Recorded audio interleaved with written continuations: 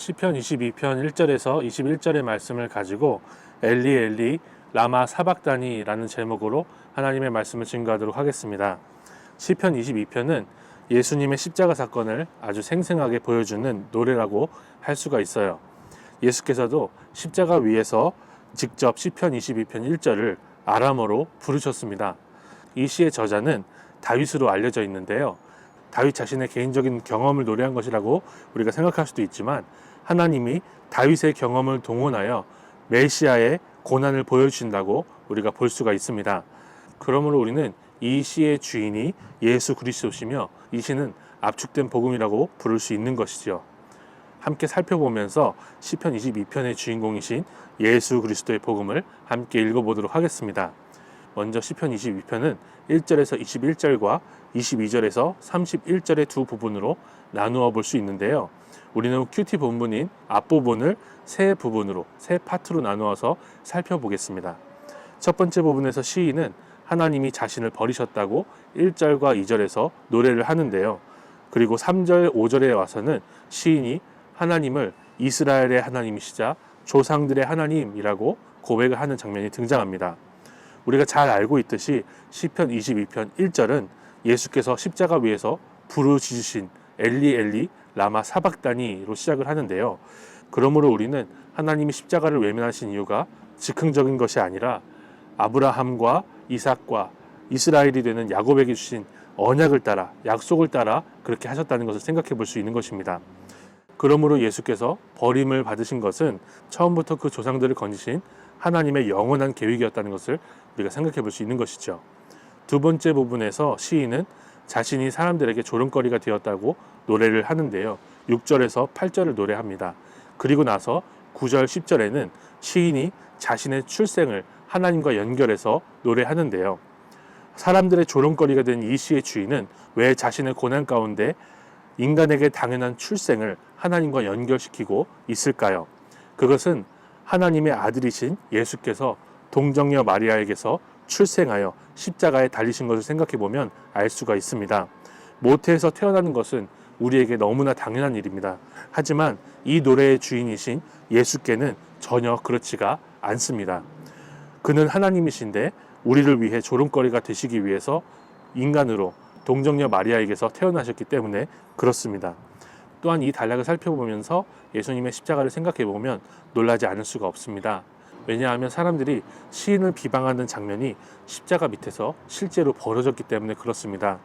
마가복음 15장 32절인데요. 이스라엘의 왕 그리스도가 지금 십자가에서 내려와 우리가 보고 믿게 할지어다 하며 함께 십자가에 못 박힌 자들도 예수를 욕하더라. 그리고 예수께서 시편 22편 1절을 부르신 이후에도 사람들이 이렇게 비난을 해요. 마가복음 15장 36절 하반절인데요. 가만두라 엘리야가 와서 그를 내려주나 보자 하더라. 제가 마가복음에서도 두 구절만 말씀드렸지만 복음서에는 십자가에 달리신 예수님을 조롱하고 모욕하는 사람들이 많이 등장합니다. 그런 장면들이 너무나 많이 등장을 해요. 그리고 시편 22편의 표현이 정확하게 사용되고 있다는 것을 우리가 볼 수가 있어요. 세 번째 부분에서 시인은 11절부터 19절에 멀리하지 마옵소서라는 간구를 앞과 뒤에 배치해서 둘러싸면서 자신의 고난에 대해서 설명하고 있습니다. 그리고 20절에서 21절은 하나님이 그러한 환난 가운데서 구원하실 것을 분명하게 확신하며 노래하는 것으로 마쳐요. 특별히 11절에서 19절에는 예수님의 십자가 사건이 적나라하게 드러나고 있습니다. 먼저 16절인데요. 개들이 나를 에워쌌으며 악한 무리가 나를 둘러 내 수족을 찔렀나이다. 시인은 자신의 손과 발이 찔렸다고 노래를 해요. 바로 손과 발에 대못을 박는 십자가형을 분명히 보여주는 것이죠. 이렇게 십자가 사건이 있기 약 1000년 전에 기록된 노래가 손과 발에 못을 박는 십자가 사건을 분명하게 기록하고 있는 것입니다. 예수께서 부활하신 후에 찔리셨던 손을 도마에게 내어 보여주시지 않았습니까? 또 18절을 보면 내 겉옷을 나누며 속옷을 제비 뽑나이다 라는 구절이 등장하는데요. 바로 이 말씀이 예수님의 십자가 위에서 성취됩니다. 마가복음 15장 24절입니다. 십자가에 못 박고 그 옷을 나눌세 누가 그것을 가질까 하여 제비를 뽑더라.